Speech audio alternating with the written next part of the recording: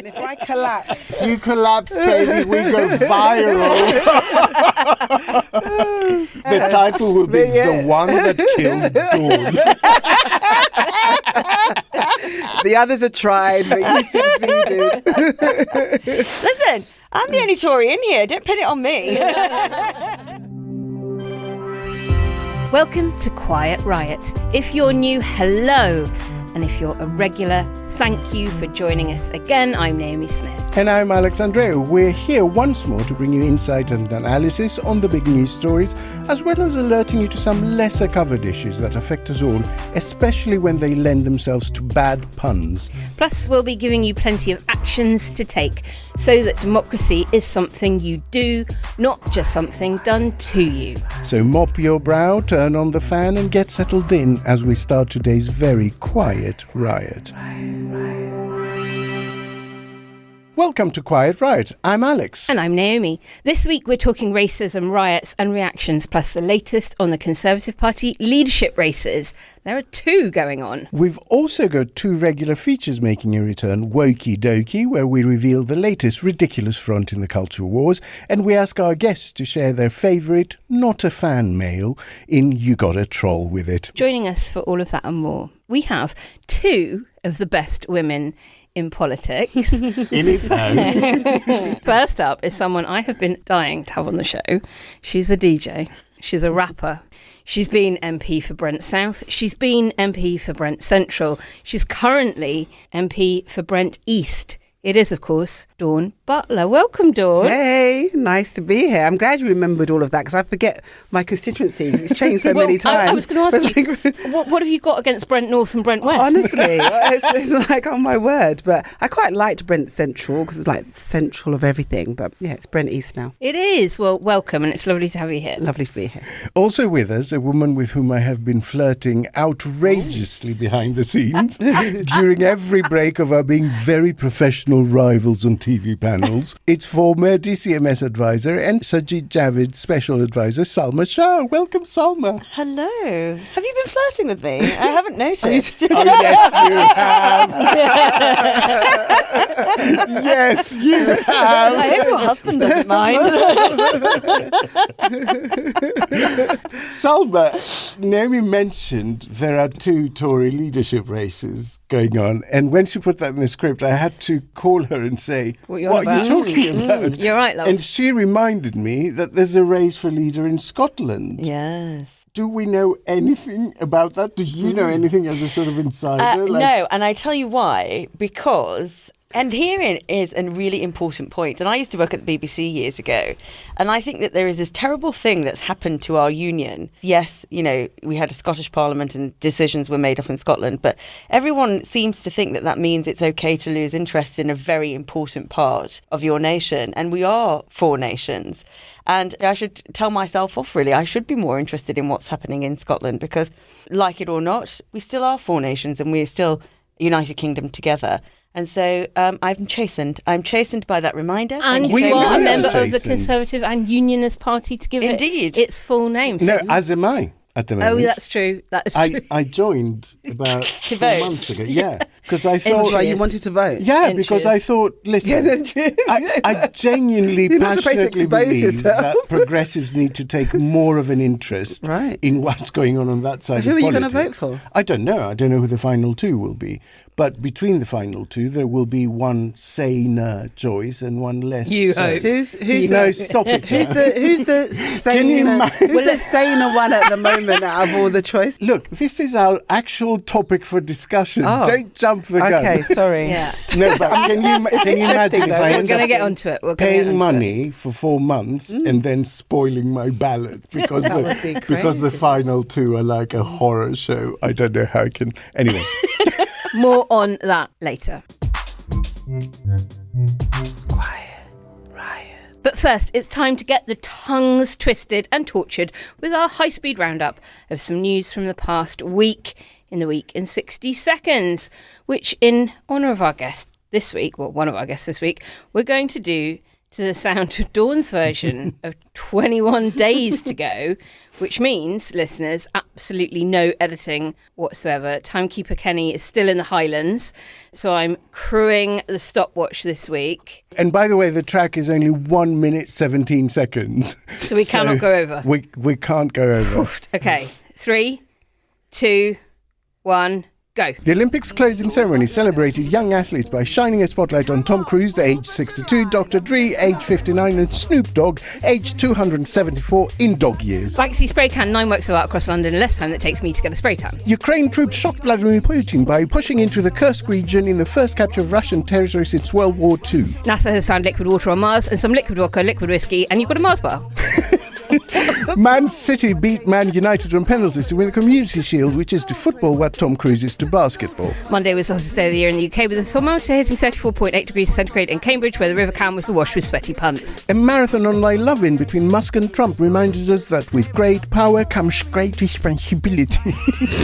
Dublin Zoo enlisted 30 new mothers to show an orangutan how to feed her newborn. It was the best idea they could come up with.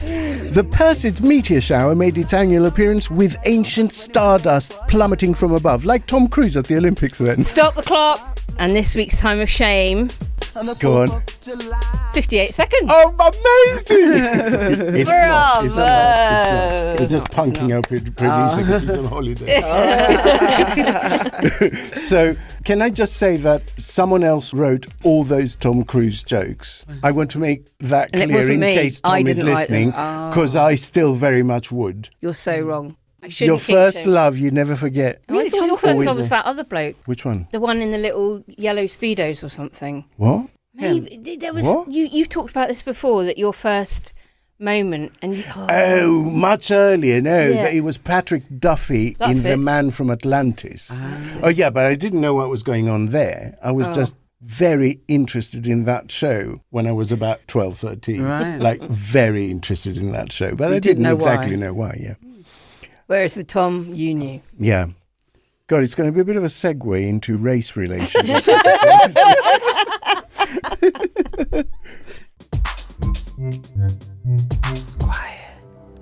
The thing about racists is they don't care what race you actually are, just what race you look. And I say this not to claim I understand in any way what it is like not being white, but merely to preface the fact that I too have experienced instances of, let's just call it heightened local interaction of the go home Alibaba variety, you know, the instructions and the epithets, they get a lot more offensive and more boring after that in the last few years, and much more than any time before. And in the last couple of weeks, I have actually even changed my behavior. I've avoided public transport in central London at certain times, or going out when the football crowds are outside pubs. And I ask, how the hell has this thing on which we had made so much progress and on which we had reached a kind of place of consensus, at least about the direction we want to go in, how has this now become a culture war issue? How has this now become a thing with sides to it? Well, Dawn, you had a piece in the Metro, you had an op-ed today about all of this and more, and very sadly you've also had an increase in an already high volume of racist abuse. Social media has a huge role to play in this, and the echo chambers that exist within social media, and a lot of it that you won't see, because if you don't follow Tom Cruise, for instance, you're not going to get Tom Cruise feeds. But if you follow Tom Cruise, then everything that he does, you'll get that. So social media has a huge role to play. Obviously, the people responsible are the people that are out there being racist. But what we have to do is we have to expose it. And it's so vital. And the thing is this, there's so much to talk about around this issue, right? The majority of people that were racist, that want to burn down a hotel full of vulnerable people, I mean, who does that? They are violent people. And the majority of them didn't just become violent last week, Wednesday, or whatever. They have been violent for a very long time. How that violent personality has exposed itself, nobody knows. We do know, for instance, that a woman is killed every 3 days by a partner or former partner. We know that the increase in abuse between black and brown people have increased. And when people say, oh, it's because of X, Y, Z, it's actually because of racism and it's because of Islamophobia. And we should call it what it is so that we can deal with it. All of this, people pretending that, oh, it's legitimate you're being concerns. woke. Yeah. Legitimate concerns. It cannot be a legitimate concern that leads you to want to burn somebody in their home. That is not a legitimate concern. It cannot be a legitimate concern when somebody's driving in their car that wants you to take out somebody if they're a person of colour and lynch them. That is not a legitimate concern. And so all these people that are given access to try and give excuse to this and to legitimise it, you know, they need to give their heads a wobble, because at the end of the day, it is racism. And all of this stuff around culture war, that fed into it. You know, all of this stuff about critical thinking and white supremacy, all of that fed in. And it was deliberate. When Boris was Prime Minister, he got support from the far right and he courted that support. What we kept saying was, don't you understand where this is going to end up? Quiet, right. Salma, why do you think so many commentators and politicians have pivoted to legitimate concerns so close after the riots, especially when they are actually, on the whole, law and order types? Like, their reaction to environmental protests was the complete reverse. It was like, bang them up and throw away the key. And yet now, only days after what happened, you do see quite a lot of prominent figures kind of do a little turn. I think there's a legitimate concern, but it's the wrong one that people are articulating. I think the legitimate concern is economic deprivation.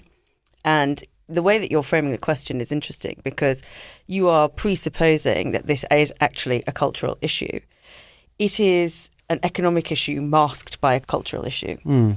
And one of the things that I keep turning over in my mind is, actually, if Boris Johnson had been successful with what I would call a very fiscally liberal outlook on levelling up, on infrastructure spend, on the kinds of things that he was talking about from the communities that were upset and had voted for Brexit, for example, which that there were a lot of places that voted for the first time for Brexit that do have economic deprivation and were targeted by we have seen that correlation in the data. So that correlation exists. And I think you are told that you have this once-in-a-lifetime opportunity to change your outlook. And you're talking about towns, where I grew up, who have third-generation worklessness. And where was that? In Hyndburn, a town called Accrington. Yep. And you have a welfare system that is basically supporting a lot of people in those towns. You don't have clear routes out of those towns. And then you are told that immigration is at the root cause of it.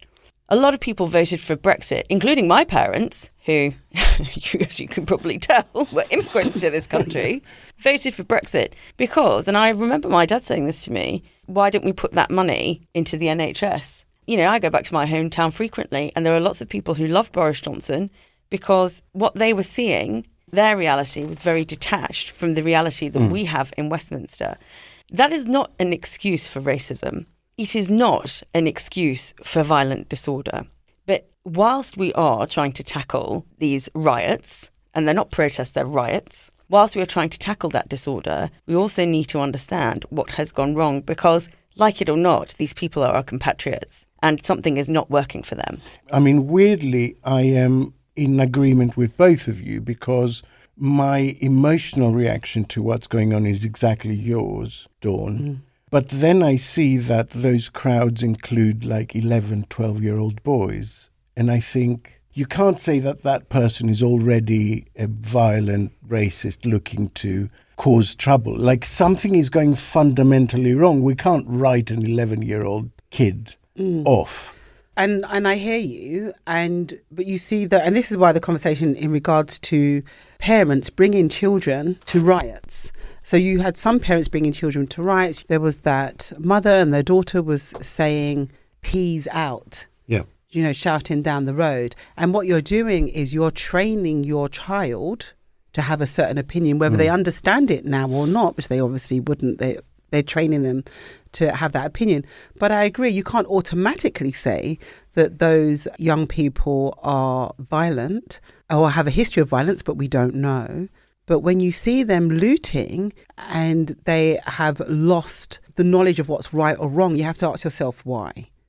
You know why. My nephew wouldn't go and join a riot and go and loot in a shop. He'll be like, what are you talking about? Why would I go and nick a pair of fake Crocs? You know, why?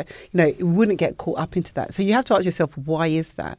And what leads people to do that? What leads young people to do that? Salma, do you accept that we should be talking about all of that at every possible moment except the moment of the riots? Do you see what I mean? That it's a really legitimate conversation to have, but the moment you have it as an addendum to the violence that's going on out there, it's like you're rewarding the violence by saying, okay, we will look at what you're upset about. I would look at it in a different way. I would like to understand how you can strike that match and this powder keg go off. Because this was all predicated on misinformation about a horrific incident where 3 children were murdered. Yeah. But things are that febrile that people feel, not everybody, there are some agitators in this group, lots of agitators in this group, but there are some people that feel so rejected and put upon that they think that this is justified behaviour. Now, I see what you're saying about it being an addendum, but the problem is that the conversation that mainstream politics has had for a long time, which is why you have seen the rise of reform, is that we have, on all sides, aped some of that language to make it work. And it goes all the way back to 2008, where Gordon Brown started British Jobs for British Workers, all the way through the tens of thousands figure, all the way through to now. So I think mainstream politics also has to be culpable for the way that we have aped some of that language in order to try and say, we understand your concerns, but they're never actually doing anything about it. And among the very racist slurs we heard from some of the rioters, we did hear a lot of stop the boats, stop the boats. They were using language they had heard a former Prime Minister who had said it at the time of being a Prime Minister and ministers a Prime say, Minister of colour, for God's sake. Indeed. And so there is a legitimacy that comes from the hostile environment and the language in and around it. I grew up in Northern Ireland. Sorry, Don, I will come back to you in a second. And I think it's really interesting to look at why Northern Ireland has had some of the most ongoing riots, actually, has sort of persisted beyond some of the ones that we'd seen in England and last we've week. done a special episode, which you should go and and listen to it. And I always tell people that it is a frozen conflict there. It is not a resolved conflict. And any time young men in particular feel that they have fewer opportunities, as soon as the economy turns down, you see the paramilitary groups coming forward and saying to those young men, oh, you want a bit of status? You want to feel like you're somebody?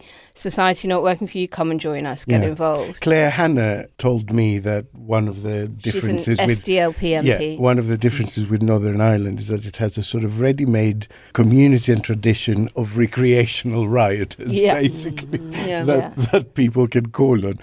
What I wanted to ask was this.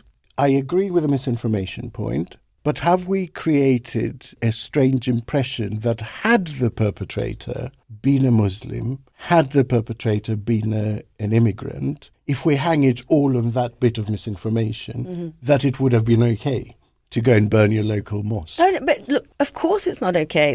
None of this is okay. But if you are in public life and if you want to prevent this from happening in the future, you have to ask why. It is no good. It is only a first step to say this is how we're going to deal with it. You have to ask why. Because lots of people disagree with me. I was called a right-wing apologist on Twitter the other day and I thought, well, bloody hell, you really haven't looked at my CV. For saying this, which is that it's not enough to sort of denounce people as racist and thugs, because not everyone there is racist. They might have prejudiced views. But those prejudiced views will have come from ignorance. And you cannot discount and decide that I'm not going to engage with that because you have espoused racist views and therefore I'm not going to engage. I think that's actually one of my big hoodoos, that we conflate doing a racist thing or saying a racist thing with being a racist, which they're two really different things. Like, racist things pop out of my mouth occasionally and I check myself and I think, oh shit, that is wrong. I saw you from the corner of my eye scribbling a little note. Well, I scribbled structural inequalities because we have to separate two things. The vast majority of people who rioted were racists. And we shouldn't shy away from that. And we should have a conversation about racism. We should have a conversation about structural racism and how we overcome that. And you overcome that by having conversations about it and fronting it up and calling it, Islamophobia, because, you're going to burn down mosques, you're targeting a specific group. And so we have those conversations without it being, oh my goodness, don't call everybody a racist. But actually, the racists are the most dangerous people. They try to burn people alive in their hotels. We need to have this conversation and we need to call it out. So we need to discuss that, accept that, park that. I take the point that politicians have a role to play and the language that politicians use and how they have been emboldened racists. I had this conversation with my own party in regards to the Union Jack, for example. Just using the Union Jack without the context around it, saying that we're reclaiming the Union Jack, was problematic because it was very triggering for a lot of people, like, my brother who got beaten up by people wrapped in the Union Jack, and we saw that again just last week. So there's conversations that we have to have and be honest about it. The conversations around economic inequalities and people's lifestyles and the ability for them to work their way out of the situation or educate themselves out of the situation is a different conversation. If we conflate the two, you'll never, ever solve the issue of racism and structural inequalities. I think that is entirely the problem. I think the fact that we treat them as separate conversations is entirely the problem, because actually the way that we look at it from our sort of high perches in Westminster is not true of the reality of those people. Because what's really scary about this is that the racists that are attacking brown and black people and Muslims are all in the same boat, and they are all suffering from that economic decline. You mean with the black people and the Muslims they're exactly, attacking? Right. Exactly. But what you're doing is you're giving an excuse to them to say that working class people have as much in common with like white working class and black and brown working class is completely legitimate, but you can't excuse the racism. No, but nobody's excusing it. I say this, and I say this advisedly, because, I was at home for my mother's memorial service recently, and we were, had to deal with some people who had come outside and were worried about what was going on inside. And I went out and I spoke to some people, and you know what? Actually, it was just ignorance. It was just curiosity. It was a sort of fear that was brewing that eventually turns into anger.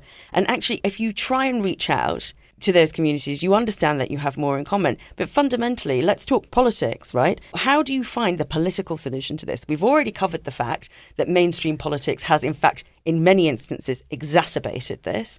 Now we have to say, after we've come out, you can find a political solution to racism. It's about ensuring that those communities actually have opportunity, because that economic decline in those areas feeds a lot of this fear. So it's about education. Right, so you have to educate people, right? So the reason why thousands of people will come out, like the Anti-Racist League in London, is because they live cheek by jowl with people who are different religions to them, different ethnicity to them, different colour for them. So it's very difficult for people to come in and try and sow division when you're like, well, actually, my neighbour's a Muslim and we get on all right. And, they celebrate Christmas. There's not a problem. But that's not true of those communities that we're talking about. What's not true of which communities? About cheek by jowl. Actually, you have two separate worlds. And that is a real problem. You see, and I mean, it is important to have this conversation. So you're saying that Muslims in my constituency in Brent do not live next door to Irish people, white people, or Jamaican people? So my experience, particularly in what was known as the Red Wall seats, is that you do have a real separation of communities. And you might have touch points in things like school or public services, but there are very few friend touch points, there are very few social touch points, and you are living in separate areas. And I think that that is something that needs to be addressed. You see this across, a lot of Pennine towns, and there have been lots of things that have been done at community level to try and bridge that gap. And I think that's a good thing to do, but it's not sort of the be all and end all of that enterprise. But I do think that if you're looking for a political solution, trying to improve those opportunities and economic opportunities and job opportunities particularly. Nobody's going to disagree with that. But that's not where the focus is. But that also feeds into having a low-wage economy. So that's something completely different. But what we're talking about at the moment is racism. So when I asked you about whether Muslim people live next door to white Irish people, white English or Jamaican people, you immediately segued into something else, into somewhere else. I'm saying that in a lot of these communities, you do have complete separation of people. And so you're making a point about Brent and people living cheek by jowl and wanting to come out and support each other as a community. I think that's fantastic. I think that's great that we're able to do that. So then the question that follows naturally in my mind is, why are there certain communities that do live in separate areas and are segregated from one another? And I think that it is successive governments that have failed on socioeconomic policy around this. And when we look at places like Canada that have managed immigration in a far less laissez-faire way to UK governments, I think we can look for some inspiration. And so you'll see there that there will be much greater state investment in, say, English language skills for newly arriving immigrants. There is just far more that's done to help people integrate, to try and stop any kind of, segregated community. It's much more of a focus on interculturalism rather than multiculturalism. I think that's something that could help. And I think education, Dawn mentioned education. I couldn't agree with you more. As somebody who suffered a sectarian education in Northern Ireland, I am a huge proponent of ensuring that at schools children can mix, because I think if you have gone to school and played with and made friends with and gone on school trips with people who don't look like you, whose parents come from a different country to yours, who speak another language at home, who follow a very different faith, when you later in life maybe have the misfortune of being more economically deprived, and somebody turns to you and says, well, you know what that is? It's because of the Muslim, the black person, the Jew, the whatever. It is much harder for you to believe it, because that is not your lived experience of having done that. And I think faith schools and state-funded faith schools have contributed. I listened to the two of you, Dawn and Salma, and I actually don't see a disagreement. I see simply a difference of experience from where you come from. And to me, that points to a solution. Because you do see that where people do live properly together, where communities are properly mixed, you don't get this kind of problem. And where you get communities that are quite insular, you do get this problem. Question is, how do we encourage that proper mixing without becoming the people that says, you must assimilate? This is the dominant culture and you must become it. But funnily enough, Naomi, as you were saying, sort of English language requirements on your visa, we introduced something similar to this. So one of the last things that I did in the communities department with my old boss, Sajid Javid, was an integration green paper. And some of those ideas were brought forward in English language and, life in the UK test that was really about ensuring that people felt that they could come here and be more assimilated. I think there are questions that we probably need to ask ourselves about the types of immigration that we have, because we are very focused on a very small number of people that are taking this illegal route across the channel. The way that our policy discussion is focused is on legal migration, economic migration, and illegal migration. But there is this piece in the middle that's quite interesting that nobody really talks about, which is social migration. And that's things like spouses coming over. Now, that's separate to economic migration, because you end up in a situation where you have a first generation in every generation in certain communities. And so it does create assimilation barriers.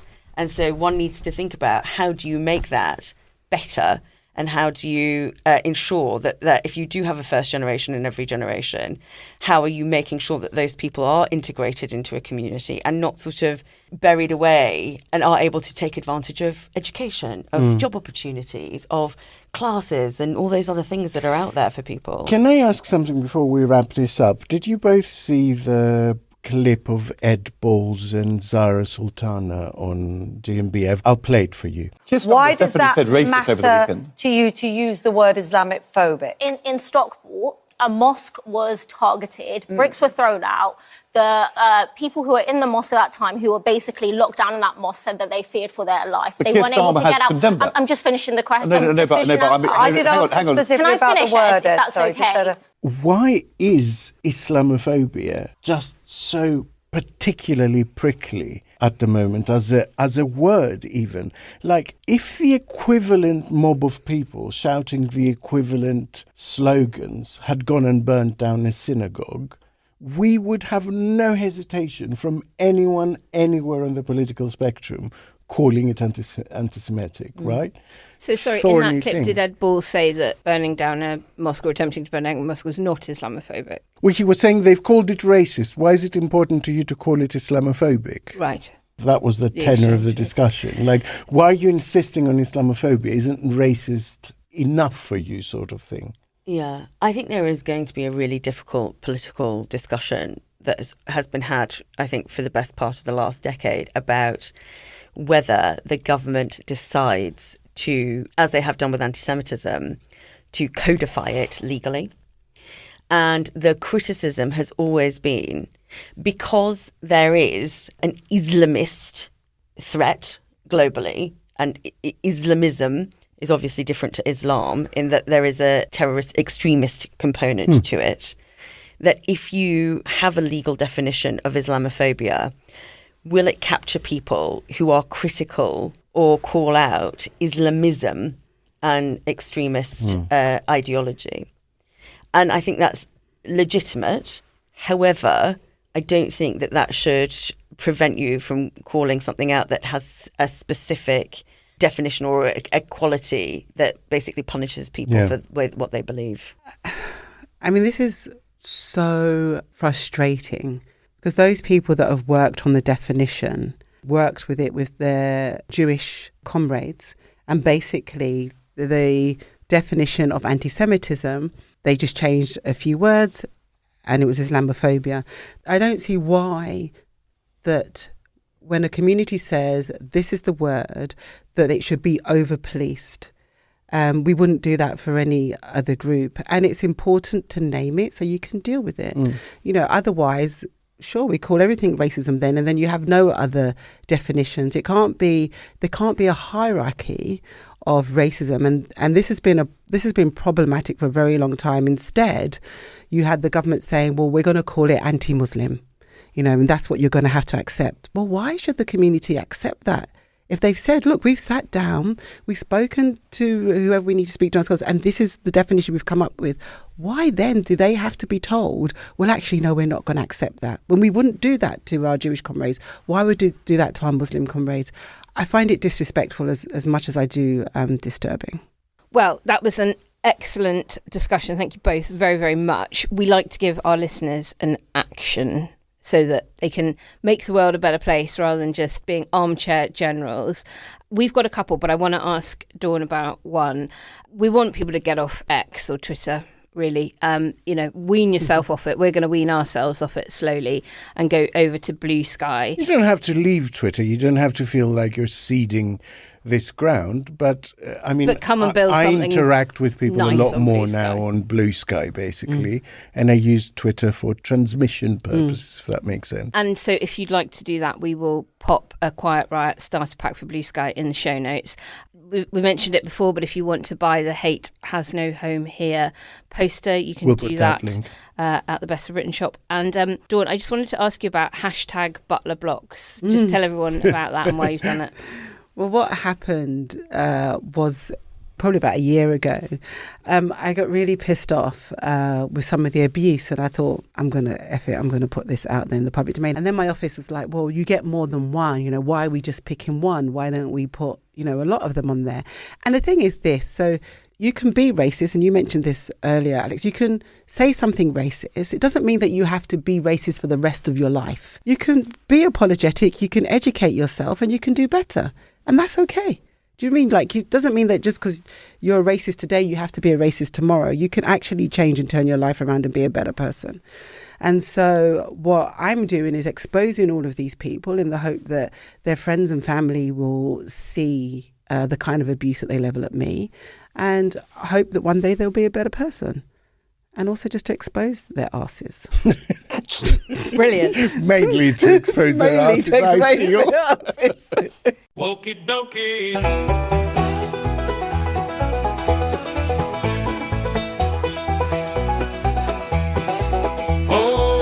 It's that time again when we look at what particular bit of wokery has got the right-wing media frothing at the mouth once more. No peeking, Salma. What's going on? Alex has struck gold. So Harley Davidsons are now woke. What? You may not have heard this.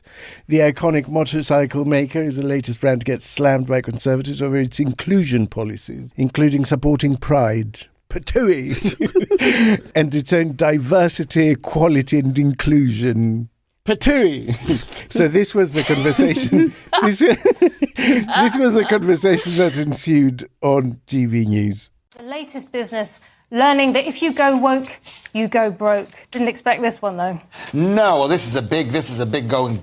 Well, it hasn't happened yet, but furious bikers turned on Harley Davidson boss for going woke after he publicly promoted DEI programs, LBGT policies, and climate change issues. Of course, everyone's up on all these little names and numbers. Basically, LBGT, that's the gay and trans thing. DEI is the Diversity, equity, and inclusion. And so I didn't check where the guy came from. He's got a foreign name, Joachim Zeitz. He's probably came from Germany or something.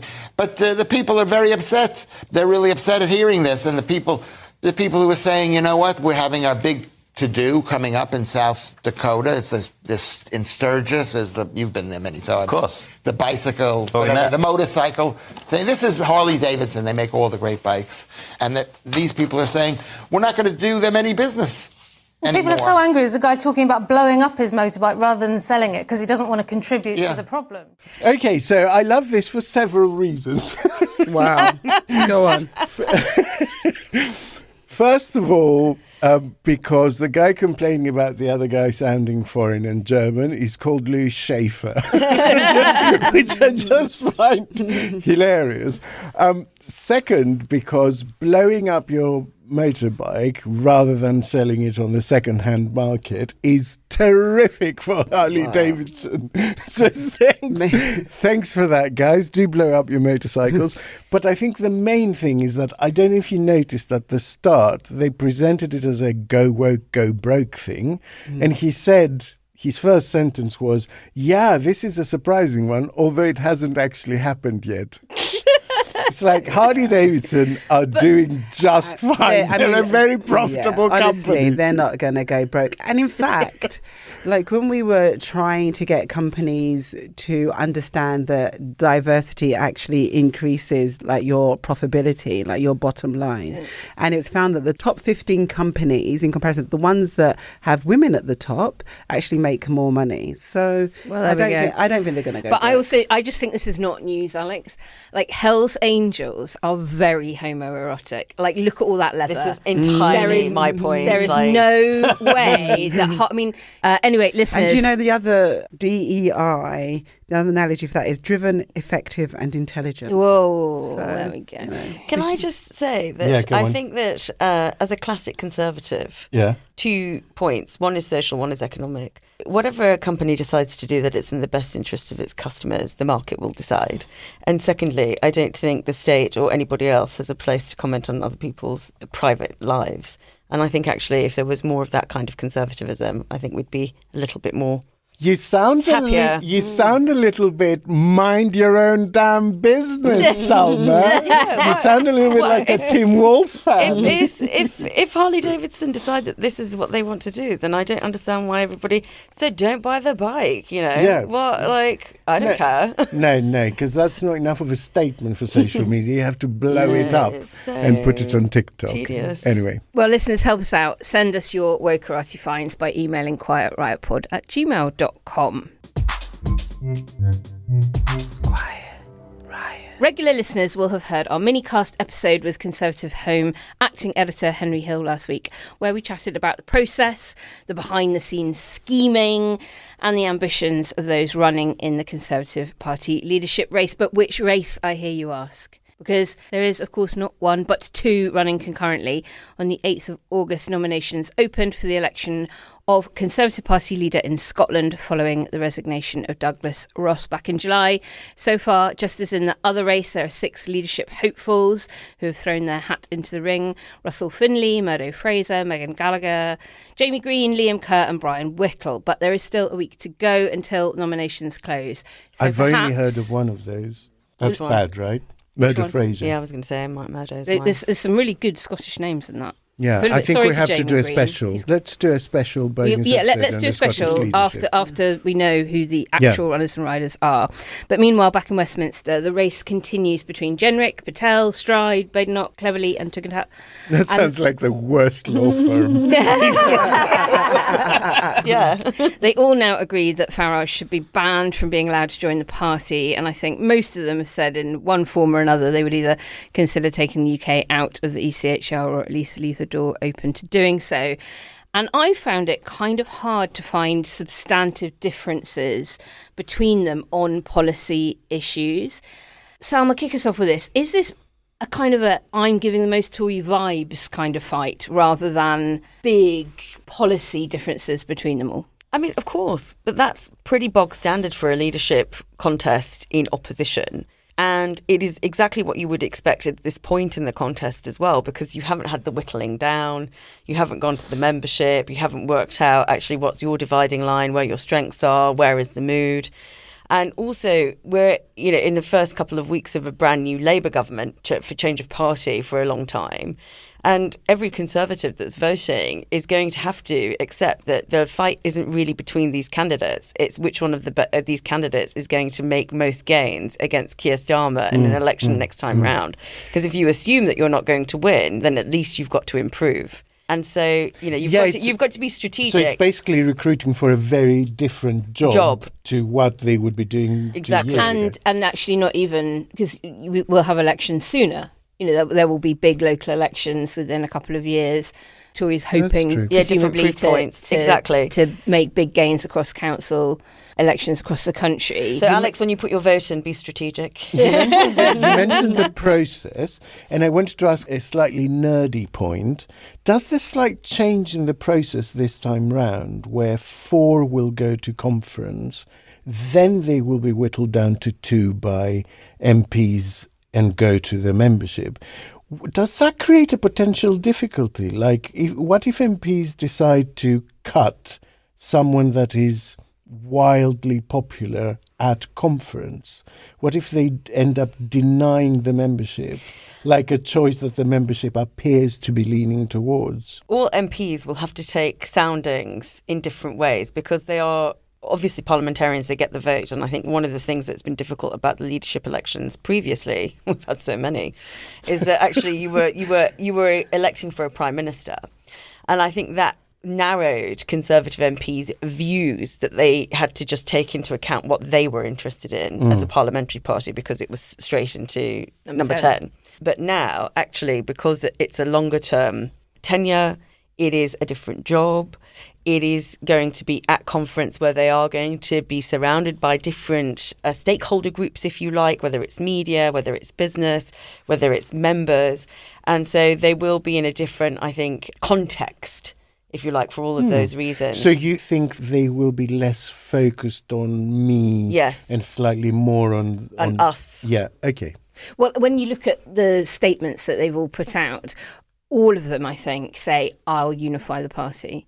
And so they've clearly had that sounding of we're divided parties don't win elections. That's Nice to start with a promise you can't possibly all of them have sort of started, and then some of them say, and I can unite the country, but not all of them, but all 6, I think, say, I can unite the party. You say that, right, but what else do people want to hear, right? Nobody is going to sit and like go through all the nuances of why that is difficult and why actually it doesn't really stand up to scrutiny. Like, everybody's okay with somebody who stands up and goes, I will unite all these factions. I think at the moment they'd probably be all right with someone standing up and saying, I will drag my enemies from their beds. do a Trump. Yeah.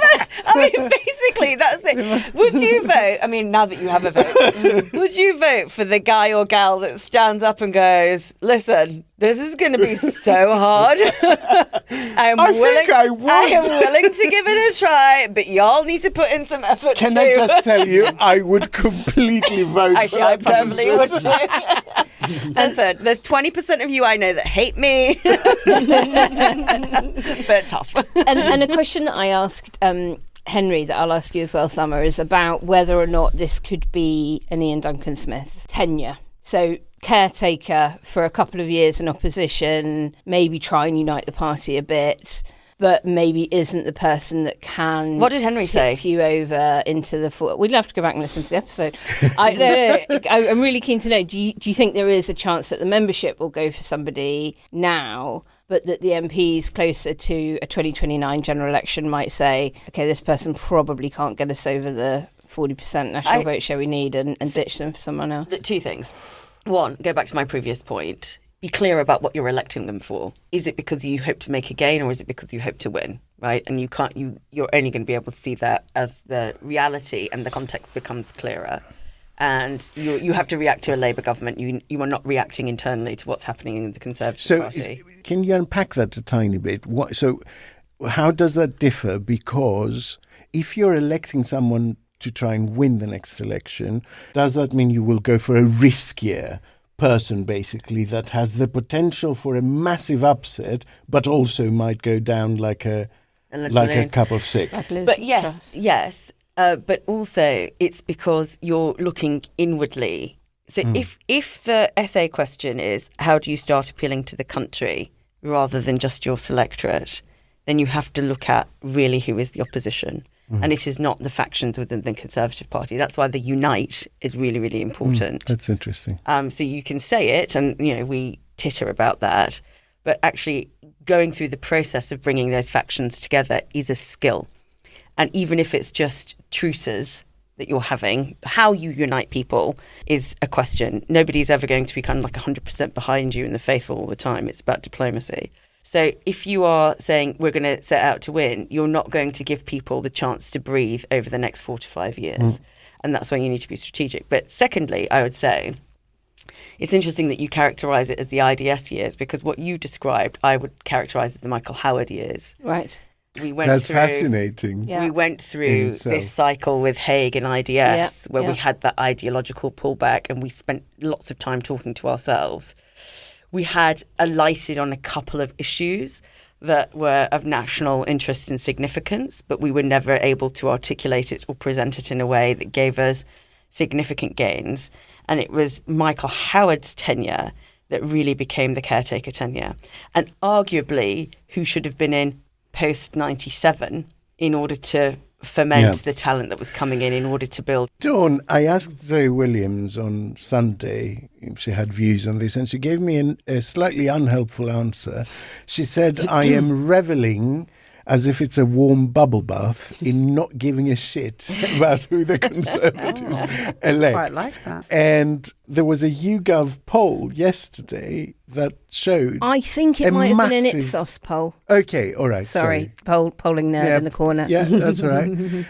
But there was an opinion poll yesterday that showed that the vast majority, like 2/3 of people, did not care. 3 in 5. And that included quite a chunk of actual Conservative voters. Wow. That must be like the worst news of all for your party. It's like, do you know Nobody what? really cares. We're not ready to listen to you yet, even. Yeah, I think. But you do have views. Yeah. Well, no. I am really in the bubble bath camp on this. But I feel that the next decision for the Conservative Party is their direction of travel. Where do they want to go next? What sort of party do they want to be? So when I was talking to some Conservatives before we broke for recess, they had said Suella's not going to get the numbers. She's not going to get the 10 MPs that she needed to actually make the ticket. And when she came out and said, people are painting her as mad, bad and dangerous, I think that was correct. And so it's the direction of travel for the Conservative Party. But ultimately, I do land in the place where I don't give a shit. Can I tell you, when Jeremy Corbyn was in charge of the Labour Party and nobody cared, and then there was this kind of real difficulty about the ideological shift, the national conversation changed. And, it might not be vote winning, but it does change what happens in the wider firmament. And that point of parliamentary scrutiny and that point of the legislature being active, I think is a really critical one. Let me clarify. We need a strong opposition in order for our democracy to work well.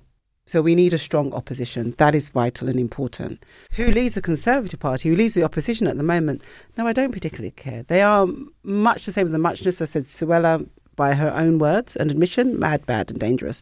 The others, I haven't really studied them. The question that we're normally asked is, who do you fear the most, or who would Labour fear the most? Well, I think Penny would have been a good leader, actually, but she's no longer in Parliament. Yeah. And whoever leads the Tory party next, I doubt will be the leader that takes them into the next general election. I think. So you're in the Henry Hill. I think, yeah. I think they would have a couple of changes before And that. Salma, who do you think wants it most? Who's the most hungry for the job? Oh, God, they're all politicians. They all want to be, Yeah. belle of the ball. So let me ask you to qualify that a bit. In what way do they want it? Who's fighting hardest? Who's doing the most? Who's definitely rolling up their sleeves over the summer, cancelled all their holiday plans, working the country, touring, meeting as many? Look, I know a lot of them personally. The person who I will probably be voting for, in fact, I will be voting for if he gets into the final, is Tom Tugendhat. Right. And that's because I think he has what I would describe as old school political integrity. Mm-hmm. And I would like a return to that. I would like a return to classic conservatism. After the attack on those little girls in Southport, Nigel Farage claimed the truth is being withheld from us. Later, he justified amplifying this false information by saying he had believed influencers like Andrew Tate and chose to condemn the breakdown of law and order preceding the riots, but not the riots themselves. Now, I want to be clear. This is not leadership. It is deeply irresponsible and dangerous. Violent disturbances of this kind, whether they are from the far right or from sectarian gangs, as we've seen more recently, for example, in Birmingham, are equally wrong. I thought it was quite wrong that somebody could shout What about the Allah last 8 Akbar or 9 days? on the streets of London and not be immediately arrested, or project genocidal chants onto Big Ben and that person not be immediately arrested. That attitude is wrong, and I'll always call out the police for it. I think at the moment, the police are doing their very best. Do you think the riots, coming at the point they came, have changed the leadership contest significantly? Because they've made it much harder for one of the candidates to say, I will do a peace pact with Farage, and it's changed the atmosphere slightly, hasn't it? I think the thing that would have changed the atmosphere is the way that Reform voters, and the polling shows that Reform voters have reacted to it. And let's not forget, there is a pseudoscience behind politics and the way politicians operate. I think the wider public tend to think that politics is driven by ideology and opinion and belief. And that's partially true. It's also, as I say, the pseudoscience of kind of like, where are people going? How are we setting our dividing lines? So I think that what Reform voters think is critical, and Luke Trill from More in Common has been doing a lot of work on this and showing that of everybody, most people are disgusted with the riots. And they do think of it as thuggery, as destruction. And the people who are least so are Reform voters. And the people who are least so are Reform. But this poses a problem for both main parties, in that all those seats are, if either of Labour or Conservative wants to form a government, there is a critical mass in those seats that are stubbornly sort of dedicated to reform. I don't think it does. I think you let that 25-30% vote for reform. That's their party. You appeal to the 70% that are not that convinced, and you fish, most importantly, in the centre of politics. Yeah, I would agree. I would agree with this centre ground strategy. Yeah, it's a fool's errand constantly trying to. But that's an electoral strategy. Yes, that's true. It's not. That's true. It's not a moral. It's not. Yeah. It's not a moral strategy. And what is the moral thing to do if you are listening to the show and want to take action, Alex? I mean, it's too late to join the party now. Well, if you want to vote, yeah. But if you're on the centre right of politics, I would say get involved with your local Conservative politics, actually. Everything from the top down, it seems to me, especially in opposition, moves from a desire to play to a particular audience. For candidates, that audience is Tory members. But for Tory members, they're part of local associations, they're local councillors. So there is actually a lot you can do to influence those people. In many ways, the worst thing you can do as a sort of moderate one nation centre-right Conservative is to vacate the field and go, these people are lost to the far right. This is the time to use your influence as much as you can. And I have a second completely unrelated action point. I'm merely tagging it on here because you will have seen that my home country, Greece, is burning again this summer. It has become an annual thing now. 40% of the Attica Basin, which is where Athens is, 40% of the woodland area around it has been burned in the last 5 years. Wow. And the problem with it is that because it now happens every year, it sort of doesn't have time to recover. Because fires can be actually quite good for woodland, provided it has time to recover, provided it's not a fire every summer and developers don't move in and build hotels. So what I would ask you is, WWF have opened a specific fund to help with wildlife in Greece and Turkey because of the forest fires. So I would ask you if you can afford to donate to that, and we'll pop a link in the show notes.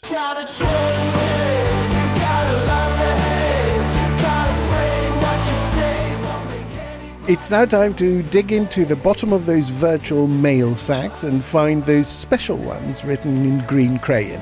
It's time for You Gotta Troll With It.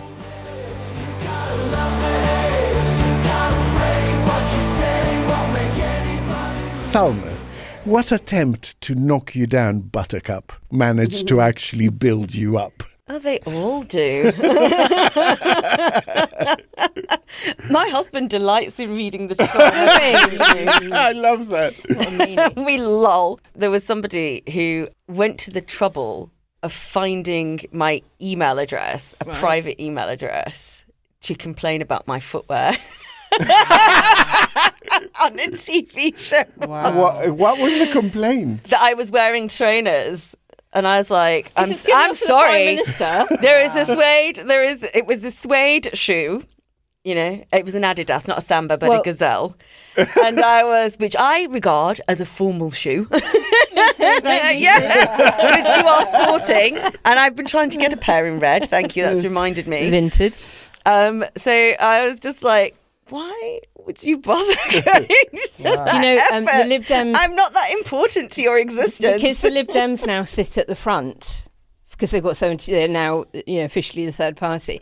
They're all now saying to me, I've had to go out and buy new shoes because suddenly our feet are in shop.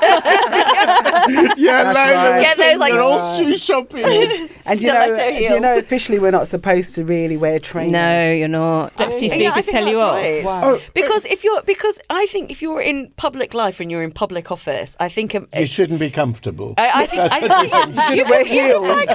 you can find comfortable shoes that aren't trainers. But I also think that there is the formality of it and ensuring that there's a smartness about it. Are my plimsolls vaguely acceptable, or are they too trainery? I think they're a bit too trainery. I think we'd have to take a sounding from the speaker. I worked with a Tory once who said, male colleague walked in and the Tory colleague looked at him aghast and he said, "No brown in town." It makes one look like a third-rate civil servant. I was a civil servant, first rate, mind you. I once wore a beautiful powder blue suit with a summer? Tan belt and brown shoes, brown brogues. And I walked into a meeting and the head of the department said, "Gosh, how continental." That is like the most Sir Humphrey slapdown I have ever heard. No, Dawn, I love Sir Humphrey slapdown. You've already told us a smidgen of the hate that you get, but you must get some corkers. Have you got anything for so you've got many. a troll with it? They always think they found something as well. Like, do you remember when she pretended she was driving a car? You know, remember, you know, there's all this kind of thing. Or, you know, one is like, oh, I can't see her because of the chop on her shoulders. Like, think you mean chip, mate. But never mind. And I'd love a chop. There was another one the other day. Oh, I can't remember what it was. Oh yeah, because I did this. What we're doing is we're doing like Throwback Thursdays, and I'm sort of digging up some old speeches and I'm putting it back out there and stuff. And so there's a speech where I did where I said that in Parliament we know when we've reached true equality when we have as many rubbish women as we have rubbish men in Parliament. I think that was excellent. And somebody goes, "Oh yeah, well you're just a diversity hire." It's like, well, I was elected. You know what I mean? Not hired. But you know, That is an actually hilarious reaction to an elected politician. So at Best of Britain, we've been selling our Hate Has No Home Here posters. And one customer wrote in because 3 days after placing her order, it hadn't arrived. And she took the time to write to us at Best of Britain. We is my order. No hello. There's no errors. We is my order. We is my order. I thought it would be here by return, but no, almost too late now, as rioting has calmed down. So I think disappointed. She wants more riots so that her poster has more money. I love that. Well, thank you for those excellent samples of the genre, ladies. And with that, it is time to wrap things up for another week. Our Lean on Me is back next week, so now is the perfect time to email us on quietriotpod@gmail.com with any delicate relationship issues looking for a stern Protestant kick up the arse. And it is exactly 12 weeks today since we recorded our very first episode on the day the election was called. It's really hard to believe it's I know. been It's 12 been 12 weeks since he since got wet. Rishi Sunak called the election. Isn't that extraordinary? I know. And then this week we smashed through 250,000 downloads and we are in every podcast chart every week. Incredible. We are completely overwhelmed by the love you have shown us, and we want you to continue to spread the message. So many of you have been asking for a way to actively support the podcast with a small contribution. Look out for an announcement in the next few days. On which subject, tangentially a personal announcement, this week marked my very last Oh God What Now and Bunker recordings. It was a beautiful 6 years, and it has come to a completely amicable end, as all things must. Our little baby is taking off in such a way that it needs my full attention. It is as simple as that. Oh.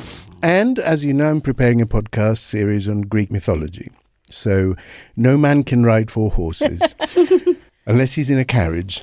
Shit, I should have bought a carriage. We'll crowdfund for a carriage. So all that remains is to thank our guest, Dawn Butler. Thank you so much. It's a pleasure.